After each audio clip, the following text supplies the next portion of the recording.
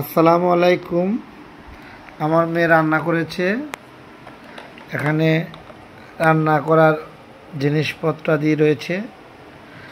আজ কি কি রান্না করেছ? এদিক তাকায় বলো। আজকে আমি কিভাবে করছি, তারপরে একটা সবজি রান্না করছি, তারপরে একটা তাই রান্না করছি, তারপরে একটা মুরগি রান্না করছি। মুরগি রান্না করছ? হ্যাঁ। আর ভাত রান্না করেছ? হ্যাঁ, দুষ্ট মাংস। গোস্ত মাংস রান্না করেছ? হ্যাঁ। আর ডিম আমার জন্য কি ডিম রান্না করেছ? হ্যাঁ। এটা কি ডিম?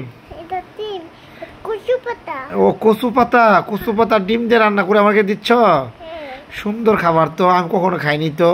কচু পাতা দিয়ে ডিম দিয়ে রান্না করে খেতে হয়, এটা মায়েরা ভালো করে রান্না করতে পারে। আর মাংস দিয়ে কী দিয়ে রান্না করছো?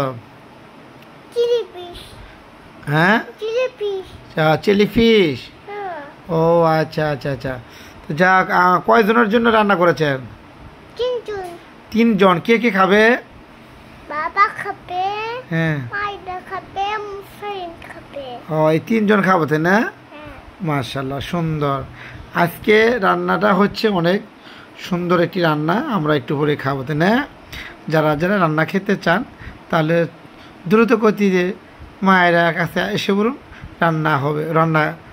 রান্না খেতে দেওয়া হবে তাই না? ভালো থাকুন।